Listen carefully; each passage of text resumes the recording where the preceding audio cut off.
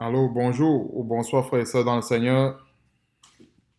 Soyons encore une fois de plus bénis dans le nom puissant et merveilleux de notre Seigneur et Sauveur Jésus-Christ. Que notre grand Dieu et notre Seigneur Jésus-Christ soient encore une fois de plus bénis. Donc, à lui soit la gloire au siècle des siècles. Amen. Donc aujourd'hui, je viens aujourd'hui avec un enseignement en ce qui concerne les principes fondamentaux de la foi chrétienne en Jésus-Christ. Parce que nous savons que nous avons été abreuvés dans un seul esprit et que justement nous devons manifester, mais nous sommes appelés à manifester tout simplement une seule foi. Donc, ceci dit, avant de commencer, et,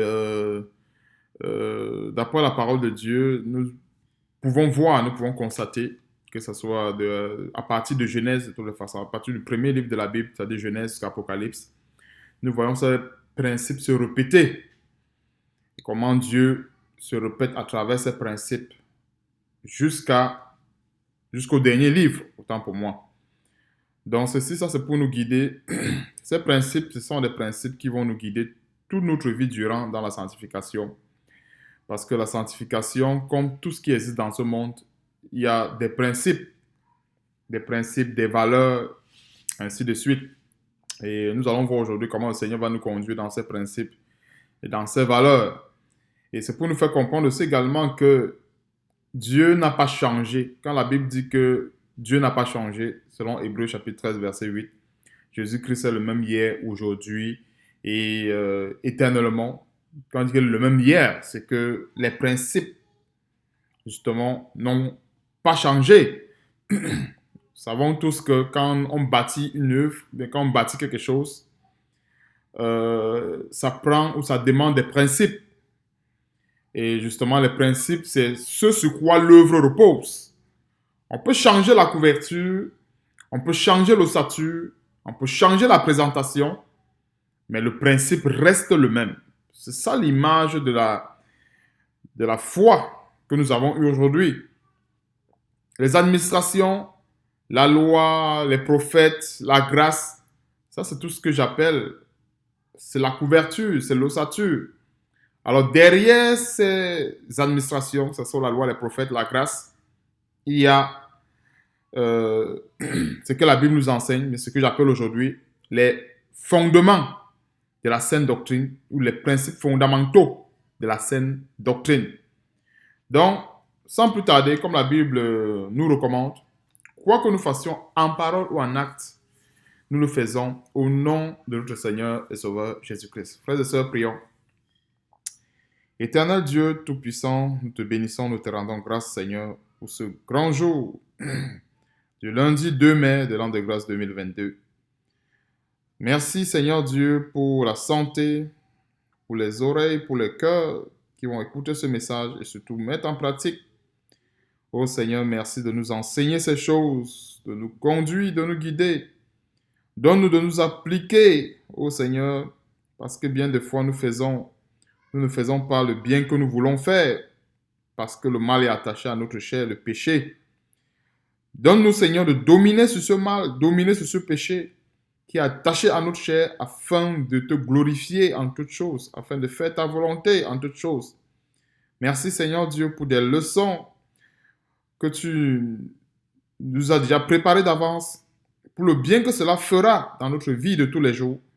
Et surtout, c'est dans le nom puissant de notre Seigneur et Sauveur Jésus-Christ que je t'ai prié. Amen. Donc, ensemble, nous allons voir trois principes fondamentaux, trois grands principes fondamentaux, on va le dire ainsi. Et quand je parle de trois grands principes fondamentaux, les autres éléments viennent s'y greffer. Ouais, un peu, ça vient s'y greffer. Alors, quand je parle de principes fondamentaux, c'est que ce sont des grandes lignes. On appelle ça des grandes lignes. Et après, il y a des éléments qui viennent s'y greffer, justement pour donner une grande forme ou bien pour donner quelque chose de très grand ou d'immense. Alors, trois grands principes que nous allons voir, que nous allons toujours voir dans la parole de Dieu, c'est le premier principe, c'est la sanctification. sans laquelle personne ne verra le Seigneur, bien sûr, c'est la sanctification. Et le deuxième, c'est la repentance. Voyons un peu. Sanctification. Deuxième principe, c'est la repentance. Et le troisième principe, c'est la miséricorde. Et la miséricorde ici, ça vient de Dieu. C'est le domaine de Dieu. C'est Dieu qui exerce sa miséricorde chez celui qui se repent. Vous voyez un peu. Donc, c'est quasiment les trois grands principes que nous voyons dans toute la Bible. Je dis bien de Genèse à Apocalypse. Et nous allons voir quelques versets. Nous allons prendre quelques versets extraits où nous allons voir clairement ces principes. Parce que toute la Bible en parle, mais pour que l'enseignement ne soit pas très gigantesque, nous allons tout simplement nous limiter à quelques versets bibliques qui résument en fait ces principes. Donc, sans plus tarder, on va commencer par le livre de Genèse, le premier livre de la Bible, qui est l'introduction de tout. Et en général, la volonté de Dieu parfaite est révélée dans Genèse. Je ne dis pas que les autres livres ne sont pas importants, je ne dis pas que les autres livres ne servent à rien, mais si on veut comprendre la volonté de Dieu, je précise bien, à l'état brut. Je dis bien brut. Parce que tout ce que nous avons aujourd'hui, la grâce est ce que j'appelle, c'est une alliance de restauration. En fait, c'est dans la grâce que notre Seigneur Jésus-Christ nous a restauré ce qu'on a perdu. Mais à la Genèse, au commencement, il n'y avait pas de chute. Avant le péché, je précise bien, avant le péché, il n'y avait pas encore de chute. C'est pour ça que j'appelle ça brut. Parce que l'homme a reçu les instructions de Dieu au départ et il n'y avait pas encore de péché. Mais maintenant, donc, quand le péché est entré, Dieu a établi un plan de rédemption, un plan de rachat, en fait. Et ce plan de rachat qui s'étend sur plusieurs générations et sur plusieurs années et qui vient justement se concrétiser. Parce que n'oublions pas, le plan de rachat de l'homme qui avait péché, ou le plan du salut de l'homme qui était éloigné jadis de la voie du Seigneur, vient se concrétiser. C'est bien important que comprenons ce principe. Ça vient se concrétiser avec Jésus-Christ. Le plan vient se concrétiser. Mais sinon, ce plan a été élaboré à la Genèse. Et avant d'y arriver, avant le péché, Dieu a élaboré en fait un plan, comme je disais tantôt, à l'état brut, où nous voyons la sanctification, comment Dieu l'a donné à Adam et à Ève. Donc sans plus tarder, allons dans Genèse chapitre 1. Je veux juste prendre des éléments essentiels. Je vais faire l'effort d'aller straight to the point, direct, droit au but. Genèse chapitre 1, versets 27 à 29. Dieu créa l'homme à son image. J'ai lu au nom de notre Seigneur Jésus-Christ. Dieu créa l'homme à son image. Il le créa à l'image de Dieu. Il créa l'homme et la femme. Dieu les bénit et leur dit, soyez féconds, multipliez, remplissez la terre. Et l'assujettissez et dominez sur les poissons de la mer, sur les oiseaux du ciel et sur tout animal qui se meut sur la terre. Verset 29, Dieu dit, c'est à ce moment que la sanctification commence, que Dieu pose les jalons de la sanctification. Et Dieu dit, voici, je vous donne toute herbe portant de la semence et qui est à la surface de la terre, et tout arbre ayant en lui du fruit d'arbre et portant de la semence, ce sera votre nourriture. Alors, on se souvient bien que le Seigneur disait ceci, ma nourriture était de faire la volonté de celui qui m'a envoyé. Et pour qu'on comprenne vraiment le lien avec la sanctification, il faut bien qu'on comprenne ce lien direct. Quand je dis le verset 29, en fait, c'est ici que Dieu établit le fondement, les bases de la sanctification. Parce que la sanctification, telle que nous le voyons, n'est pas établie au hasard. Elle est établie sur des bases, et des bases assez rigides et solides. Nous ne devons pas consommer n'importe quelle nourriture. Et c'est pour ça que Dieu avait précisé que le repas que Adam devait consommer, et Ève était censée consommer, c'était toute herbe portant de la semence. Alors, quand on dit portant de la semence, il faut bien qu'on comprenne, il faut ouvrir la parenthèse. Alors, aujourd'hui, nous avons la semence de la vie Et nous avons également la semence de la mort. Maintenant, allons au deuxième cas aussi également. Nous avons tout arbre ayant en lui du fruit d'arbre. Nous avons les fruits de la vie et aussi également de la mort. Alors, pourquoi est-ce qu'on l'a aujourd'hui? C'est parce que le péché avait déjà été consommé depuis le jardin. Voilà pourquoi est-ce qu'on l'a aujourd'hui. Comprenons un peu. Parce que moi, avant de commencer ce texte, si on regarde bien, il n'y a pas de précision. Aucune précision là-dessus. Parce que Dieu avait mis l'homme dans un cadre parfait. Alors, quand nous sommes dans un cadre parfait, il n'y a pas lieu de préciser quoi que ce soit. C'est clair. Je prends un exemple. Si une personne est dans une maison qui est sainte, purement sainte, on va lui dire, consomme tout ce que tu trouves. C'est normal, il n'y a pas du mal dans la maison.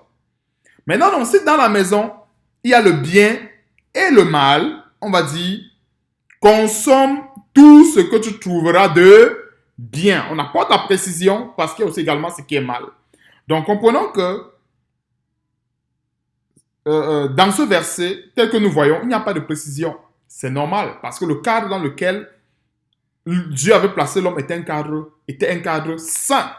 Je précisais bien avant le péché. Parce qu'il faut bien qu'on se situe dans des contextes et qu'on respecte vraiment le contexte assez précis. Parce qu'après le péché, ce n'est plus ça. Hein? C'est pour ça qu'en fait, nous allons voir dans Matthieu chapitre 3, verset 8. Gardons un petit doigt pour qu'on comprenne les notions de contexte. Pourquoi est-ce que je dis avant le péché? Pourquoi est-ce que je dis après le péché? Donc Matthieu chapitre 3, verset 8. Ça, c'est un petit élément rapide pour qu'on comprenne. Matthieu chapitre 3, verset 8. On n'a pas terminé avec Genèse, c'est juste pour qu'on comprenne en fait la notion de contexte. Pourquoi est-ce que, en fait, ici, Dieu dit consommer de toute herbe portant de la semence. Et de l'autre côté, une autre recommandation qui est semblable, qui est aussi également, qui parle de la sanctification, c'est et de tout arbre ayant en lui du fruit de l'arbre et du fruit d'arbre. Donc, verset 3, Matthieu chapitre 3, autant pour moi, frères et sœurs, verset 8. Produisez donc du fruit digne de la repentance. Alors, Jean-Baptiste était en train de s'adresser aux scribes pharisiens qui venaient se baptiser. Il faisait comprendre que non, il ne s'agit pas de produire n'importe quel fruit. Il ne s'agit pas de produire les fruits de la tradition des hommes, les fruits de la loi, mais il s'agit de produire des fruits qui ressemblent à la sanctification à laquelle chacun... qui ressemblent à la véritable sanctification. Je vais couper ça court comme ça. Il s'agit de produire des fruits qui ressemblent à la véritable sanctification, c'est-à-dire, quels fruits? Des fruits dignes de la repentance. Donc, à ce niveau, on peut bien comprendre que le repas, en fait, que l'homme devait consommer, devait être un repas qui est sain, qui est pur. Et c'est ça la sanctification. Et nous avons également été appelés, selon Éphésiens chapitre 1, je crois que je me trompe au verset 3, à consommer ce repas. Nous avons été appelés à consommer ce repas. Et ce repas n'est rien d'autre que la parole de Dieu. Donc, voilà un bon détail sur lequel nous voyons clairement la sanctification manifestée. Comment est-ce que Dieu a voulu que l'homme vive? Premier élément, tout herbe portant de la semence. Et deuxième élément, tout arbre ayant en lui du fruit d'arbre portant de la semence. Parce que même dans la parabole du semeur, qu'est-ce que nous voyons? Un homme qui est parti pour s'aimer. N'oublions pas, quelle est la semence que nous devons porter dans ce monde? Ce n'est rien d'autre que la parole de Dieu. Alors, si nous nous nourrissons mal, on se nourrit d'une parole qui n'a pas déjà la semence. Mais qu'est-ce qui va sortir? Rien ne pourra sortir. On ne peut que donner ce qu'on a reçu. Ça veut dire si je reçois une parole qui a de la semence, alors cette parole, quand je vais la ressortir, la redonner à une autre personne, c'est la même parole que je veux ressortir et cette parole aura également la semence. Prenons aussi également dans un contexte opposé. Si je reçois une parole avec la semence de la mort, alors, et que cette parole entre dans mon cœur, quand je veux ressortir cette parole, elle ne ressortira pas avec la semence de la vie. Puisque je l'ai reçue avec la semence de la mort, quand elle va ressortir de mon cœur, elle aura toujours la semence de la mort. Ce sont des principes assez clairs, on va dire, assez clairs et basiques pour comprendre la sanctification. Et c'est pour ça que nous devons nous sanctifier davantage. Nous devons enlever le faux levain afin que cette sanctification soit parfaite. Donc, Genèse chapitre 2. Nous avons vu un verset ici dans Genèse qui parlait de la sanctification. Donc, comme je dis, n'oublions pas que nous sommes dans ces trois principes, à savoir la sanctification, la repentance, la miséricorde. Je ne les ai pas cités en ordre. Vous voyez un peu, c'est pas forcément en ordre, mais j'ai sorti grosso modo trois grands principes de la foi chrétienne qui meublent quasiment toute la Bible de Genèse à Apocalypse. Alors, il y a les autres principes qui sont tout simplement ce que j'appelle les plats d'accompagnement. Qu'est-ce que j'entends par plats d'accompagnement? Ce sont des plats qui rendent autant pour moi toutes ces choses beaucoup plus agréables. Hein? Vous voyez un peu ça, c'est des plats d'accompagnement. Quand la Bible dit que associez à votre foi la science, la tempérance, la patience, ceci. En fait, on ne peut pas avoir une meilleure sanctification si on n'a pas ces ingrédients-là dans la sauce. Ouais, un peu. On ne peut pas l'avoir. Parce qu'on parle de la sanctification dans le sens vague, il faut rentrer dans les détails pour comprendre que oui, la sanctification telle qu'elle est donnée ainsi, il faut des ingrédients qui vont donner une bonne saveur, ou bien qui vont permettre en sorte que la foi que nous professons ait une très bonne saveur. C'est pour ça qu'on ajoute des éléments. On ajoute des éléments pour justement donner cette bonne saveur à la foi. Donc, toujours dans ces trois cadres, sanctification, repentance et puis miséricorde, on va voir Genèse chapitre 2, frères et sœurs. Genèse chapitre 2, deuxième verset de Genèse, verset 16 à 17. Bon, verset 16 à 17. Et l'Éternel Dieu donna cet ordre à l'homme: tu pourras manger de tous les arbres du jardin, mais tu ne mangeras pas l'arbre de la connaissance du bien et du mal, car le jour où tu en mangeras, tu mourras. Voilà les principes clairs de la sanctification. Dieu a dit, tu pourras. Alors, pourquoi est-ce que Dieu a utilisé l'expression pourra? Parce que Dieu a conçu l'homme et lui a donné la capacité de consommer uniquement le bien. Comprenons bien ceci. Dieu dit ceci, tu pourras. Parce que l'homme a été conçu pour uniquement vivre dans la sainteté et dans l'irrépréhensibilité de la parole de Dieu. Ouais, un peu. Pour mieux le comprendre, allons dans Éphésiens chapitre 1, verset 3, si tu ne te trompes pas. Pour comprendre pourquoi est-ce que Dieu dit, tu pourras. Nous n'avons pas été conçus pour vivre dans le péché. Nous n'avons pas été conçus pour vivre dans la rébellion. Non. C'est une séduction. Bon, Éphésiens, c'est tout simplement pour comprendre ce petit volet. Éphésiens chapitre 1, verset 4. Voyons un peu. En lui, c'est-à-dire en Jésus-Christ, Dieu nous a élus avant la fondation du monde pour que nous soyons saints et irrépréhensibles devant lui. C'est également ce principe que nous voyons dans le verset 16. Quand Dieu dit, tu pourras manger de tous les arbres du jardin. Alors, ça n'a rien à voir avec une capacité physique. Parce que là, nous voyons bien que la capacité charnelle a poussé Adam à aller au-delà des limites que Dieu avait prescrites à son égard. Qu'on comprenne bien. Dieu nous crée et il nous donne un champ d'action, ce que j'appelle un champ d'action sur le plan spirituel. Il dit, tu peux aller jusque-là, mais ne traverse pas. Parce que tu tombes déjà dans le péché, tu tombes déjà dans le champ de la mort. Maintenant donc, quand il dit tu pourras, cela n'a rien à voir. Quand nous creusons en profondeur ce verset, cela n'a rien à voir avec des capacités physiques. Parce que justement, avec des capacités physiques, l'homme peut soit faire le bien, l'homme peut soit faire le mal. Et c'est ce que nous allons voir par la suite. Donc, pour conserver ses capacités spirituelles, pour conserver sa sainteté, pour conserver le caractère irrépréhensible que Dieu avait donné à l'homme, Dieu avait dit, si tu veux conserver tout cela, voilà ta limite. Tu pourras manger. Voilà comment je trace ta limite. Voilà comment je délimite ton terrain. Voilà, autant pour moi, merci Seigneur. Voici comment je délimite ton terrain. Tu pourras manger de tous les arbres du jardin. Tu vas dire non. Tous les autres arbres du jardin, là, tu pourras manger tout ça. Mais, sauf l'arbre de la connaissance du bien et du mal. Et Dieu donne la conséquence. Car, le jour où tu en mangeras, tu mourras. Alors, voilà comment est-ce que le principe, nous voyons également le principe de la sanctification. Nous sommes en train de voir des principes. N'oublions pas de voir ces trois grands principes. Mais là, pour l'instant, nous voyons la sanctification. Comment Dieu a établi ce principe de la sanctification dans le jardin. Et il a mis une interdiction à l'arbre de la connaissance du bien et du mal. Il y a des gens qui se plaignent aujourd'hui en disant, oh, vous interdisez ceci, vous interdisez cela. Ce n'est pas nous qui interdisons. S'il faut garder le caractère irrépréhensible, s'il faut garder en nous la sainteté, on n'a pas le choix de rester dans le cadre que Dieu a établi pour nous, de rester dans le cadre que Dieu, le cadre où, de rester dans notre terrain. On n'a pas de choix. On n'a pas de choix. C'est-à-dire que ça n'a rien à voir avec les capacités physiques. Parce qu'il y a certains qui pensent que le combat est charnel. On commence à dire le monde fait quoi? Nous, on a la puissance. Non, non, non. Ça n'a rien à voir avec une capacité physique. C'est pour ça qu'on va voir par la suite que ce verset, s'il est interprété charnellement, voyons un peu, ça fausse tous les calculs.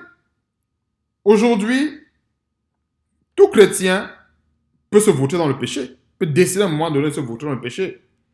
Mais Dieu m'a dit, si tu te vautes dans le péché, sache que tu es sur la voie de la mort. Et Dieu dira, voici, je vais délimiter ton terrain pour que tu gardes la sainteté, pour que tu gardes la sanctification, pour que tu gardes ta relation avec moi.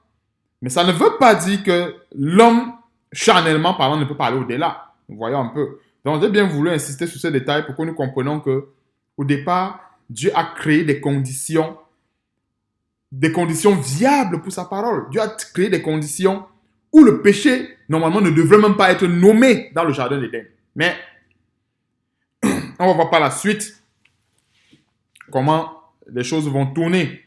Genèse chapitre 3, continuons frères et sœurs, versets 7 à 12. Bon, après que, je vais couper rapidement le verset. Après que la femme a été séduite et qu'elle a consommé, elle a donné du fruit à son mari. La Bible dit au verset 7, les yeux des uns et de l'autre s'ouvrirent, ils connurent qu'ils étaient nus et ayant cousu des figuiers, ils en firent des ceintures.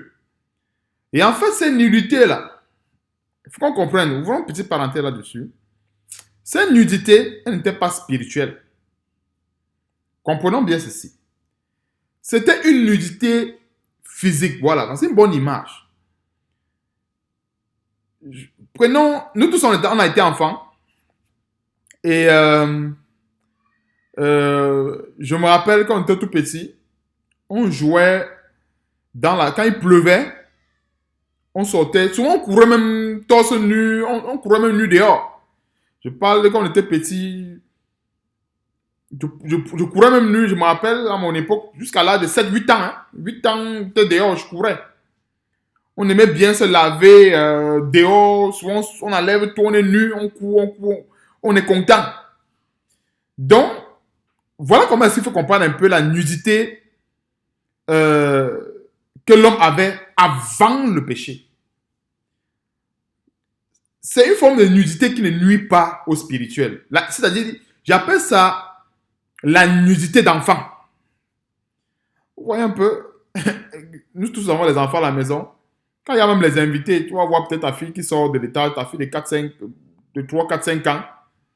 Elle sort de l'étage, elle est toute nue, elle se balade au salon, ou ton garçon, 3, 4 ans, qui se balade au salon tout nu. Il n'est pas gêné. Si nous voyons un peu, il n'est pas gêné. Maintenant, l'arbre de la connaissance du bien et du mal va s'intégrer un peu plus tard. Je commence par dire que nous, maintenant, on doit marcher nus. C'est pas ce que je suis en train de dire. Je suis en train de vouloir qu'on creuse en profondeur ensemble, qu'on aille en profondeur pour comprendre que la nudité qu'ils avaient avant le péché, ce n'était pas un problème. Si nous comprenons un peu. Ce n'était pas un problème. Imaginons Adam et Ève, c'était mature. Ils étaient nus avant. Je parle bien physiquement. Mais ils étaient en paix avec Dieu dans cette nudité. Et comme je dis bien, je précise bien, je ne suis pas en train d'enseigner que maintenant tous les hommes doivent marcher nus. Ce n'est pas ce que je suis en train de dire. Essayons de comprendre le message qui se cache derrière cette nudité qu'ils avaient et qui n'était pas un problème avant la consommation de l'arbre de la connaissance du bien et du mal. Comme nous comprenons, j'ai pris l'exemple de la nudité d'un enfant. Or, le Seigneur Jésus-Christ, quand il établit les principes du royaume des cieux, il dit que le royaume des cieux est pour ceux qui ressemblent aux petits-enfants. Et je prends l'exemple aussi également avec des enfants. Nous-mêmes, quand on était petits, notre nudité, moi je me rappelle, je ne sais pas, à l'âge de 7-8 ans, ou 9 ans encore précisément, je demandais à ma mère de me laver. Si vous comprenez un peu, 8 ans, je disais à ma mère, lave-moi. Tout le monde se plaignait, mais un vieux papa comme toi, il dit non, lave-moi. Vous voyez un peu, j'avais pas ce problème.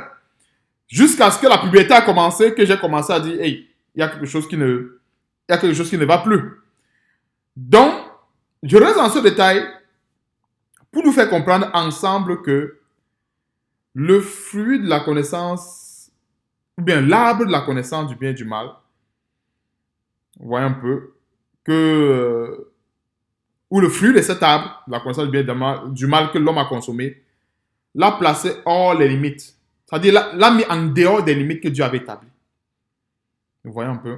En dehors de ces limites. Et c'est la même chose aujourd'hui. Quand le Seigneur dit un peu de levain fait lever toute la pâte, parce que le petit levain qui peut entrer dans notre foi nous fera sortir des limites de la parole de Dieu. Le maigre levain. Donc, au verset 7, les yeux de l'un et l'autre s'ouvrirent et, virgule, ils connurent qu'ils étaient nus et ayant cousu des feuilles de figuier, ils s'enfilent des ceintures. C'est quoi l'image des feuilles de figuier dont ils s'en ont fait des ceintures? N'oublions pas que tout ce qu'il y a sur le plan spirituel de Dieu, Satan le reproduit également. Alors, la Bible nous dit dans Éphésiens chapitre 6, dans les armes que nous avons, que la vérité c'est la ceinture. Donc, ces feuilles de figuier dont ils en ont fait la ceinture, en fait, c'est une vérité selon Satan. C'est-à-dire, en fait, selon Dieu, ce n'est pas la vérité. Ce sont des faux raisonnements. Ce sont des faux raisonnements, de toutes les façons. C'est pour ça que la Bible dit, ne vous bornez pas à écouter la parole, mettez-la en pratique et ne vous trompez pas par de faux raisonnements. Alors, les faux raisonnements, c'est ça l'image de cette ceinture que nous voyons. C'est ça l'image des feuilles de figuier. Parce que je dis, pourquoi est-ce que, justement, nous voyons cela ainsi? Dans un cas d'espèce qui se produirait aujourd'hui, un enfant de Dieu qui a péché, qu'est-ce qu'il devrait faire? Au lieu de se faire des feuilles de figuier, se faire une ceinture des raisonnements, se faire une ceinture des accusations à tort et à travers, ce chrétien devait tout simplement reconnaître que voilà, j'ai péché. Je demande pardon à Dieu et que Dieu, par sa grande miséricorde, me sanctifie, me lave de mon péché et qu'il me rétablisse dans l'état où j'étais au départ. Voilà ce qu'il faut faire aujourd'hui. Est-ce que nous voyons un peu? Mais on remarque qu'en général, les chrétiens qui conçoivent à leur rein, enfin, qui conçoivent des feuilles de figuier, des chrétiens qui conçoivent, qui font des ceintures avec des feuilles de figuier aujourd'hui, parce que ne pensons pas que ça s'est passé dans le jardin. Non, c'est aujourd'hui. On voit le même principe. Nous amenons des personnes souvent dans la Bible en disant que voilà ce que Dieu a dit dans la Bible. Dieu a dit que voilà, pour prier, il faut telle chose. Voilà, pour vivre dans la sainteté, il faut fuir telle chose, fuir les mauvaises compagnies, fuir la débauche, fuir tout ce qui peut être corruption dans le monde. Voilà ce qu'il faut faire. Alors immédiatement, il y a plusieurs qui se dressent avec des ceintures, qui se dressent avec des feuilles de figuier qu'ils en ont fait pour ceinture, pour commencer à raisonner en disant pourquoi vous ne sortez pas du monde? Pourquoi tu ne peux pas habiter sur la planète Mars? Toi, tu as une maison, non? Toi, tu as la voiture. Toi, tu as ceci.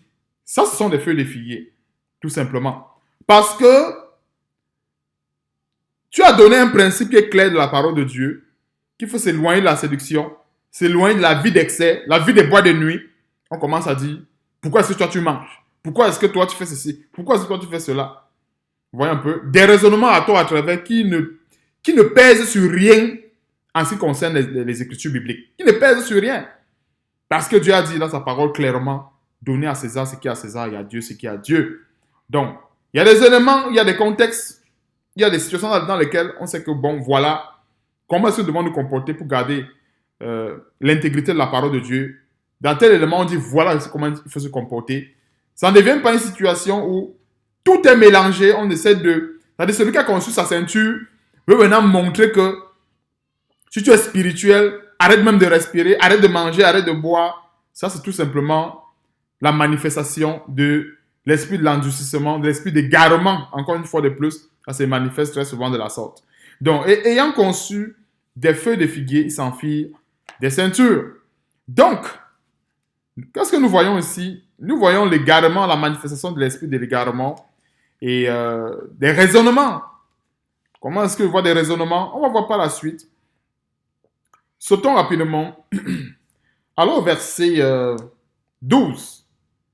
Bon, non, verset d'abord 11, frères et sœurs, verset 11. Dieu a appelé l'homme. Pensons-nous que Dieu ne voyait pas l'homme? Pensons-nous que Dieu cherchait véritablement Adam? Dieu ne le cherchait pas. Dieu ne cherchait pas Adam. Dieu voit tout. Vous voyez un peu. Donc, ce genre de contexte, c'est pour nous faire comprendre qu'il y a eu une déconnexion spirituelle entre l'homme et Dieu. Comprenez un peu. C'est-à-dire que Dieu ne va pas se mettre à chercher quelque chose qu'il voit. Non. Quand Dieu dit peut-être au verset 10, il va remonter. Non, au verset 9, frères et sœurs. Mais l'Éternel Dieu appela l'homme et lui dit, où es-tu? Pensons-nous que Dieu peut chercher l'homme, lui qui connaît toutes choses, lui qui voit partout? Il répondit, j'ai entendu ta voix dans le jardin et j'ai eu peur parce que je suis nu et je me suis caché. Et l'Éternel Dieu dit, qui t'a appris que tu es nu? Alors, qui t'a appris? Dans le qui t'a appris, Dieu nous fait comprendre que voilà, tu es sorti des limites que j'avais tracées. Alors, c'était moi qui étais censé être ton enseignant. C'était moi qui étais censé être ton professeur à travers le levier de la sanctification. Mais, qui t'a donc appris? Est-ce que nous comprenons un peu? Ce verset nous montre qu'ils étaient sortis. Parce que Dieu qui a créé l'homme lui a donné des instructions claires. Et c'est ce que nous voyons aujourd'hui à travers le levier de la sanctification. Alors, l'homme qui est sorti de là a appris autre chose. C'est ce que Dieu dit, mais qui t'a appris? C'est pas moi qui t'a appris que tu es nu. Est-ce que nous comprenons un peu? C'est pas moi. Alors, c'est pour dire que les yeux de Dieu ne sont pas les yeux des hommes. Et ça peut être une bonne consolation pour tout chrétien qui est véritablement persécuté dans sa chair. Un chrétien peut être persécuté dans sa chair et être en communion avec Dieu. Et il doit être dans la joie d'être dans cette situation. Est-ce que nous comprenons un peu? Dans le monde, on va dire, peut-être les faux amis, les faux frères vont dire, ah, tu souffres, tu ne veux pas aussi entrer dans la corruption comme nous, tu ne veux pas te prostituer comme nous, pourquoi est-ce que, voilà, tu souffres, tu vas continuer à manquer du travail, continuer à manquer la nourriture, continuer à manquer telle chose, ainsi de suite, tu souffres. Mais si Dieu est content de notre situation, c'est une bonne chose. Vous voyez un peu, c'est une très bonne chose. Et nous devons beaucoup plus nous préoccuper de ce que Dieu pense de nous. Alors, l'homme, par le biais de l'arbre de la connaissance du bien et du mal, en fait, le fruit de Satan, a bien sûr appris qu'il était nu. Et pourtant, cette même nudité, sans avoir consommé l'arbre de la connaissance du bien et du mal, n'était pas un problème. C'est la même chose avec la sanctification aujourd'hui. C'est la même chose. Dieu a tracé un chemin devant nous. Selon Ésaïe 35, verset 8 à 10. Et ce chemin est propre, limpide. Si nous partons prendre les choses de l'extérieur et on vient placer ce chemin, on va commencer à dire, ah, nous sommes misérables. Ah, nous sommes ceci. On va commencer à trouver qu'il y a un problème. Et pourtant, sans avoir pris un élément étranger, on était tranquille, on était à l'aise. Et c'est pour ça que plusieurs chrétiens et chrétiennes se sont déroutés tout simplement parce qu'ils ont commencé à regarder à gauche, regarder à droite, regarder là où il ne fallait pas regarder. Est-ce que nous comprenons un peu? Donc, respectons les limites de la sanctification que Dieu nous prescrit. Verset 11. Et l'Éternel Dieu dit, qui t'a appris que tu es nu? Est-ce que tu as mangé de l'arbre dont je t'avais défendu de manger? Dont je t'avais défendu. Dieu avait défendu, il avait mis une interdiction formelle. Tu ne dois pas manger de cela. et l'image de cet arbre aujourd'hui, c'est le péché, tout simplement. Verset 12. L'homme répondit, l'homme que tu as, la femme autant pour moi que tu as mise auprès de moi m'a donné de l'arbre et j'en ai mangé. Alors, qu'est-ce que nous voyons au verset 12? La manifestation, je répète bien, le verset 12, c'est la manifestation des feuilles de figuier qu'ils ont cousues et qu'ils ont en fait des ceintures. C'est ça que nous voyons. C'est une manifestation directe et claire. C'est-à-dire, Dieu nous pose la question, qui t'a appris que tu es nu? Est-ce que tu as mangé de l'arbre dont je t'avais défendu de manger? En réalité, un vrai chrétien aujourd'hui devait dire, oh Seigneur, je me repens, pardonne-moi, sois apaisant envers moi, vraiment j'ai été séduit, vraiment ne déchaîne pas ta colère sur moi, pardonne-moi, lave-moi de mon péché, pardonne-moi, il devait pleurer devant Dieu. Vous voyez un peu? Un chrétien qui n'a pas fait ces feuilles de figuier, qui n'a pas fait la ceinture avec, doit pleurer. Mais vu qu'ils avaient cousu, au verset 7, des feuilles de figuier et qu'ils en ont fait des ceintures, nous voyons les effets. Regardons comment est-ce qu'on peut comprendre à travers certains actes des grandes révélations profondes de la parole de Dieu. Parce que la ceinture que nous devons avoir, c'est la ceinture de la vérité. Ce n'est pas la ceinture des raisonnements, c'est la ceinture de la vérité. C'est-à-dire, ce qui nous permet de tenir ferme lorsque nous sommes dans la tentation. Ce n'est pas la ceinture, par exemple, qui nous pousse dans le péché et qui nous amène à raisonner maintenant, à chercher des raisons, à chercher des accusations chez X, chez Y, chez Z. Et le verset 12 en est la manifestation claire de cette ceinture en figuier qu'ils avaient faite. Parce que cette ceinture en figuier, c'était ça, l'image des raisonnements. Et le verset 12 nous fait comprendre exactement ce qui s'est passé. La femme que tu as mise. Donc pour lui, il n'est pas fautif. Pour lui, ça ne vient pas de lui. Le problème, c'est même Dieu. Parce que c'est Dieu. Parce qu'en fait, comprenons que ici, la faute est renvoyée directement à Dieu. Adam renvoie rapidement la faute à Dieu. Voilà. C'est de ta faute. La femme que tu as mise auprès de moi m'a donné. Donc, Dieu a mal fait de lui donner une femme qui devait être une aide. Vu que c'est à cause de cette femme qu'il est tombé dans le péché. Donc, voilà. À cause de la femme que tu m'as donnée, je suis tombé dans le péché. Et pourtant, Dieu avait établi les responsabilités, donné le bâton de commandement à Adam. Et c'est lui qui devait veiller à ce que la parole de Dieu soit accomplie. Maintenant, la femme est entrée par sa femme et il avait le droit, il avait plutôt le devoir, autant pour moi, frères et sœurs, de fermer la porte en disant non, Dieu n'a pas dit de consommer cela. Peut-être certainement crier à Dieu, peut-être que Dieu fasse quelque chose pour purifier sa femme, ainsi de suite, qui avait consommé du fruit de cet arbre diabolique. Mais lui, il en a consommé et maintenant, la faute est renvoyée à Dieu. Et c'est également aujourd'hui, plusieurs personnes aujourd'hui, il y a plusieurs qui accusent Dieu. Telle personne dans telle situation, oh Seigneur, c'est pour ça que la Bible, quand nous voyons souvent Dieu, dans ses bénédictions, retarder souvent dans les ossements, c'est parce que Dieu connaît ça. Il connaît ce principe qui a commencé au jardin. Il y a des gens qui vont prier, Seigneur, donne-moi le mari, Seigneur, donne-moi la femme, Seigneur, donne-moi ceci. Après, ils seront champions en disant que c'est la femme que tu m'as donnée qui a coupé mon doigt. C'est le mari que tu m'as donné qui m'a giflé, qui m'a fait ceci. Or, le problème n'est pas là. Dieu a dit, femme, sois soumise à ton mari. Voilà ce que Dieu a dit. Et mari, aimez vos femmes. Alors, quand il y a défaut dans ces instructions que Dieu a données, l'homme ne va pas dire, bon, est-ce que c'est moi qui a failli dans mon comportement avec ma femme peut-être, ou avec mon épouse, je prends le cas conjugal. La femme ne va pas dire, est-ce que c'est pas moi qui a failli peut-être en ce qui concerne la soumission. La femme va directement dire, oh, ce monsieur-là vraiment, il m'a fait ceci, il m'a fait cela. Non, c'est pas ça le problème. Le problème, c'est sur l'ordonnance que Dieu a donnée. Hein, nous sommes dans le cadre de sanctification.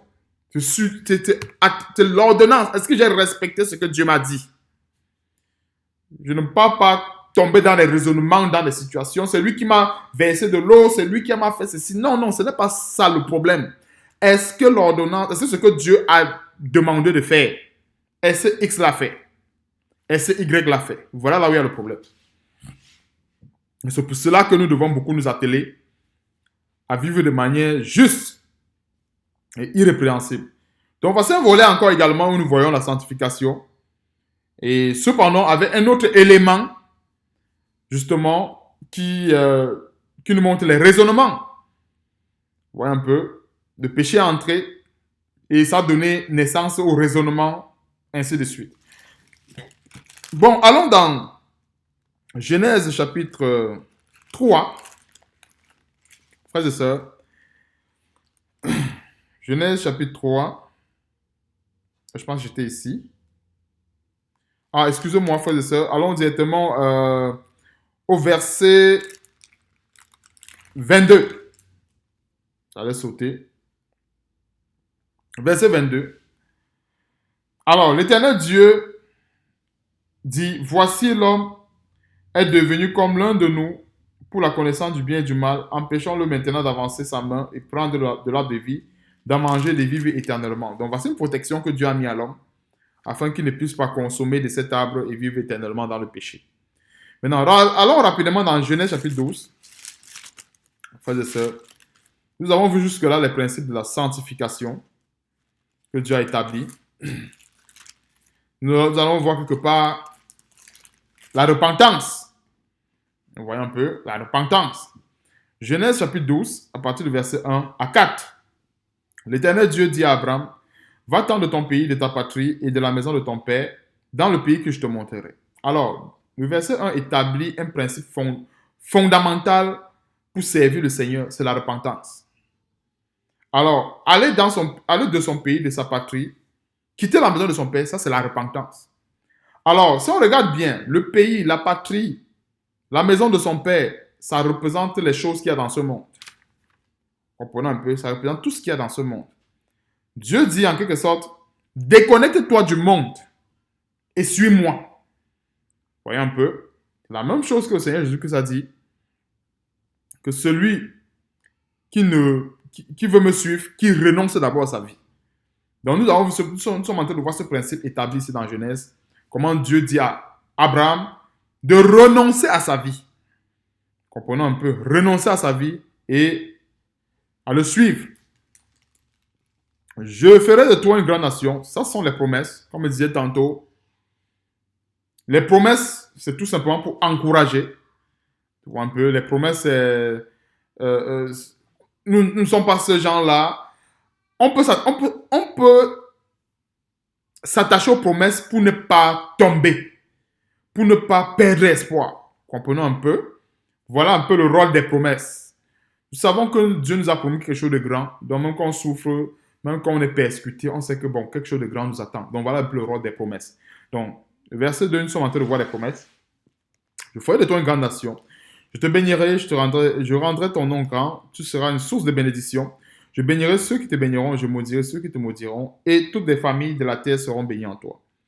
Verset 4. Abraham partit comme l'Éternel le lui avait dit. Et Lot, alors on voit qu'il y a deux éléments. Il a obéi à la parole de Dieu, mais il y a un détail en fait qui n'a pas bien marché. Et Lot partit avec lui.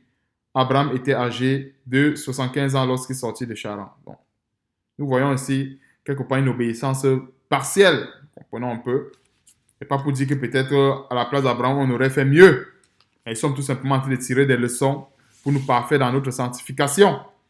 Donc, plus loin, frères et sœurs, voilà comment est-ce que Dieu a donné, en quelque sorte, le chemin que son serviteur, ou bien la feuille de route à son serviteur, ce qu'il devait observer pour pouvoir le suivre efficacement.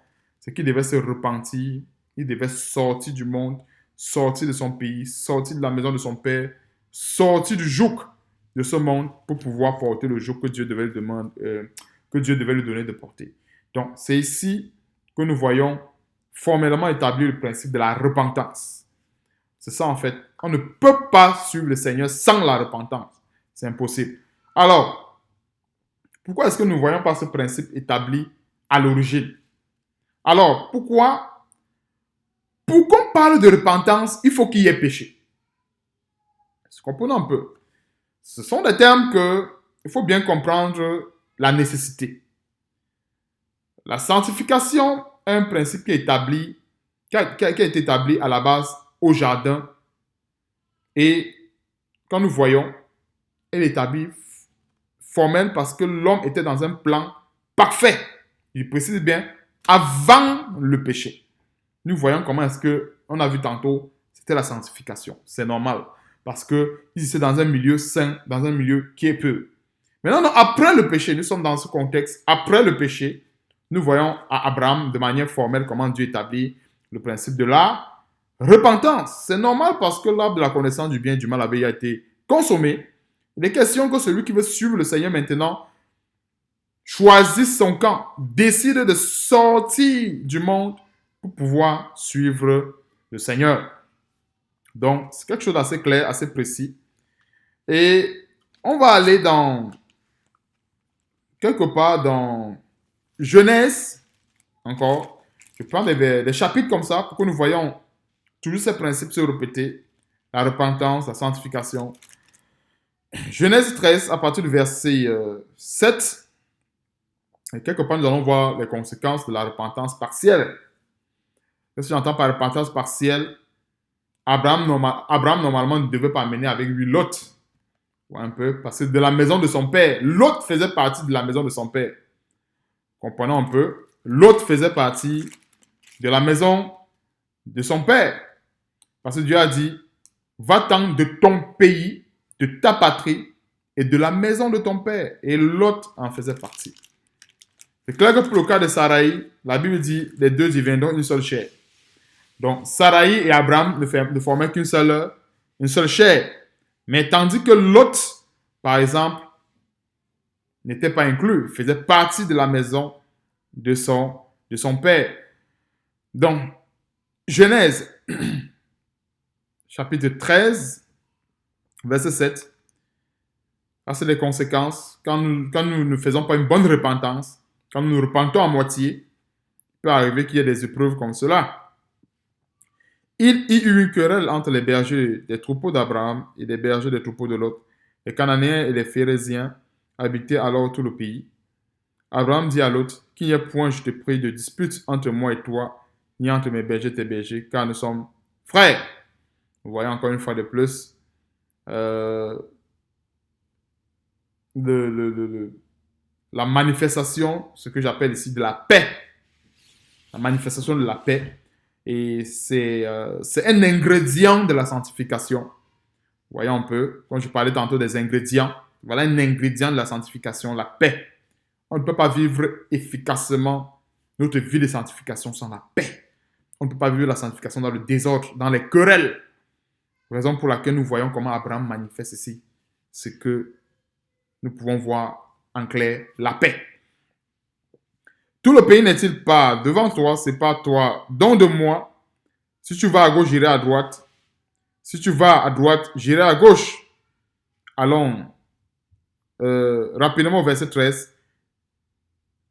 Les gens de Sodome étaient méchants et de grands pécheurs contre l'Éternel. Donc, alors, à l'issue de cette querelle, Dieu est souverain et Dieu est infiniment bon, infiniment. Dieu, c'est quelqu'un. Dieu, en fait, corrige nos erreurs. Dieu, c'est un très bon père. Il corrige nos erreurs. Alors, qu'est-ce que nous pouvons voir? L'erreur qu'Abraham a eu à commettre à l'époque, Dieu l'a aidé à corriger cette erreur-là. Dans quel sens? La querelle a tout simplement été un moyen par lequel Dieu l'aide à corriger. Parce que finalement, il s'est séparé de son frère. C'est ce que Dieu voulait. Vous voyez un peu. Donc, il peut arriver qu'à un moment donné dans notre vie, on ne fait pas des choses correctement et que chemin faisant, Dieu permet une situation qu'on se sépare d'un faux frère peut-être, ou bien d'une fausse sœur, ou bien d'une fausse personne qu'on ne connaissait pas. Peut-être par amour charnel, on a voulu la garder avec nous. Par amour charnel, on n'a pas voulu se séparer d'elle parce qu'elle souffre, parce que. Mais Dieu nous avait demandé de se séparer de cette personne. Mais par la chair, on est resté attaché à elle. Et Dieu va permettre une situation où il va permettre que quelque chose arrive afin que on n'ait pas de choix de se séparer d'elle. Nous pensons pas quand nous méditons sur ces choses comme ça, on peut le voir se manifester dans nos vies. Et certainement, il y a eu des chrétiens qui ont été confrontés à cela. Et beaucoup de chrétiens ont été confrontés à des situations comme ça, qu'ils ont eu à supporter des personnes à l'image de l'autre. Tu vois un peu, tu supportes une personne, tu l'as supporté. Mais à un moment donné, tu sens que si tu continues de le supporter, tu vas mourir. Et là, tu n'as pas de choix de faire comme Abraham. Voilà, prends ta route. Choisis, tu as dit que tu veux, ok, choisis, va à gauche, va à droite, et puis c'est comme ça. Donc ça, ce sont des choses que nous vivons. On nous m'a appelé à vivre sur la situation. Donc, ce qu'Abraham a fait, c'était pas forcément, c'est ce que j'appelle une erreur instructive. Instructive. Des très bonnes erreurs. Ce ne sont pas des erreurs qui nous poussent dans les bras de Satan, dans l'égarement. Erreurs instructives. Et bien de fois, nous avons commis ces erreurs. Pour la plupart de nous, les chrétiens, nous tous, on a commis ces erreurs. Des erreurs que Dieu utilise plus tard pour nous instruire. Voilà, tu as marché avec telle personne. Voilà ce qu'il t'a fait. Ainsi de suite. Je t'avais dit, sors de ta maison et tu ne salues personne en route. Tu ne prends personne dans ton voyage. Voilà, tu as voulu aider une personne avec un bon cœur. Mais voilà, ainsi de suite. Et finalement, en se séparant de cette personne, voilà ce qui arrive. Verset 14. L'Éternel dit à Abraham, ça c'est après la séparation, après que l'autre fut séparé de lui, il faut bien souligner ça, après que l'autre fut séparé de lui, l'Éternel dit maintenant à Abraham, lève les yeux et du lieu où tu es, regarde vers le nord et le midi, vers l'orient et l'occident, car tout le pays que tu vois, je le donnerai à toi et à ta postérité. Voyons un peu. Je rendrai ta postérité comme la poussière de la terre, en sorte que si quelqu'un peut compter la poussière de la terre, ta postérité aussi sera comptée. Lève-toi, parcours le pays dans sa longueur, dans sa largeur, car je te le donnerai, et dans sa largeur autant pour moi. Abraham leva ses tentes et vint habiter parmi les chaînes de Mamré qui sont près d'Hébron, et il bâtit là un autel à l'Éternel. Qu'est-ce qu'on peut comprendre ici? La repentance d'Abraham au départ, qui a été partielle, Dieu l'a amené à se séparer du mauvais levain, disons du levain qu'il y avait dans sa vie. Alors, en se séparant de ce levain, qu'est-ce qui s'est passé? On voit comment Dieu a continué le chemin avec lui. Souvent, nous pensons souvent être avec Dieu, mais nous devons souvent demander à Dieu de nous purifier et que s'il y a quelque chose vraiment qui soit un levain de malice dans nos vies, qu'il nous le révèle, afin qu'on puisse ôter ce levain. Pourquoi est-ce que Dieu lui parle après la séparation de l'autre? Pourquoi? Pourquoi est-ce qu'il le fait après? C'est clair. Il y a plusieurs personnes qui ont perdu la connexion avec Dieu comme cela, parce qu'il y a un levain, il y a un élément dans leur vie qui vient brouiller la connexion. Ils ont perdu le réseau. Et le jour où cette personne va enlever le levain de sa vie, il va voir comment Dieu va dire, ok, voilà, telle chose, je te restaure. Tout ce que tu vois, là, je te le promets, si tu persévères, tu auras cela à la fin. C'est ce qui se passe.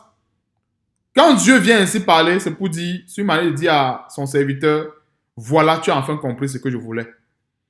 Ce que je voulais que tu comprennes, tu l'as compris. Parce qu'à l'époque, tu vois, avec son frère, je ne sais pas c'est quoi, c'était son neveu.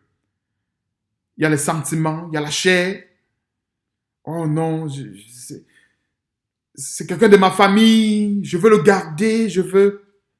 Mais plus tard, il a compris que Abraham a été confronté. Abraham a eu un discernement que plusieurs chrétiens n'ont pas aujourd'hui. Il a eu un discernement, comme je disais tantôt, ne pensons pas qu'à la place d'Abraham, on aurait fait mieux. Ne pensons pas. Abraham a eu un discernement, je ne sais pas comment je dois expliquer, grand. Il dit Abraham a eu un discernement grand. Quand nous regardons le verset 8, verset 9, verset 10, disons 8, 9, nous comprenons le grand discernement d'Abraham. Comprenons que vraiment, il a eu un discernement. Il a senti que par ces querelles, la mort allait arriver dans sa vie. Il a dit pardon, qu'il n'y ait pas de querelle. Il n'y a pas de querelle. Choisis. Si tu as dit que tu vas prendre tout, prends tout. Mais tu vas aller à gauche, je vais aller à droite et puis c'est bon. Je vais garder ma relation avec Dieu. Il a eu un discernement que pour la plupart des chrétiens n'ont pas aujourd'hui. Il y a les autres chrétiens qui devaient dire, voilà, il y a telle situation, je vais prendre une partie de Sodome, tu vas prendre une partie de Sodome, et ainsi de suite. Non, il a dit choisis. C'est un très grand discernement et plusieurs auraient fait le partage dans l'intérêt de vouloir rester ensemble. Vous voyez un peu, n'oublions pas ce que Abraham a dit au verset 9. Tout le pays n'est-il pas devant toi? Sépare-toi donc de moi. Je ne crois pas que certaines personnes auraient dit cela. Certaines personnes auraient dit, vraiment, nous sommes ensemble, on a toujours été une famille. Vraiment, essayons de faire moitié-moitié. Essayons de s'entendre. C'est ça la compromission. Abraham a dit, sépare-toi de moi. Il avait compris, à cette étape-ci, il a compris que non, vraiment, j'ai fait une erreur, il faut que je repasse ça rapidement. Sépare-toi de moi. Prends ce que tu veux prendre et puis sépare-toi de... Si tu veux que tu vas prendre tout, prends tout, mais sépare-toi de moi. Il a compris à ce moment que vraiment, il n'avait pas obéi à 100% au départ et que là, maintenant, il est prêt à obéir à 100%. Donc voilà, encore une fois de plus, ce que nous pouvons voir de la repentance et la vraie repentance. Donc, on a vu deux volets, comme en Genèse, sanctification, repentance. On va aller dans Exode chapitre 3. Nous allons voir aussi également la repentance. Exode chapitre 3. Il y a plusieurs versets, je ne dis pas que ce sont les seuls versets, il y en a plusieurs. J'ai tout simplement recensé quelques-uns pour que nous puissions voir en clair ces principes, c'est-à-dire la sanctification, la repentance et la miséricorde. On n'est pas encore arrivé au niveau de la miséricorde, mais on va y arriver. Exode chapitre 3, verset 5 au verset 10. Exode chapitre 3, verset 5 au verset 10. Ça, c'est l'appel de Moïse. Exode chapitre 3, verset 5. Dieu dit, n'approche pas d'ici, ôte tes souliers de tes pieds, car le lieu sur lequel tu te tiens est une terre sainte. Dieu dit clairement, n'approche pas d'ici, ôte tes souliers de tes pieds. Ça, c'est la repentance. On ne vient pas chez Dieu avec un bagage. Quand nous approchons de la terre sainte, que le royaume du Seigneur, le royaume de Dieu, nous devons enlever nos souliers. C'est ça la repentance. Ça commence. L'appel de Moïse a commencé avec la repentance. Dieu l'a appelé avec la repentance. Si nous comprenons un peu, nous sommes en train de voir l'appel de Moïse. Dieu dit, enlève. C'est normal. Pourquoi est-ce que ça ne ressemble pas au cas d'Adam, comme je disais tantôt? Adam avait un milieu parfait.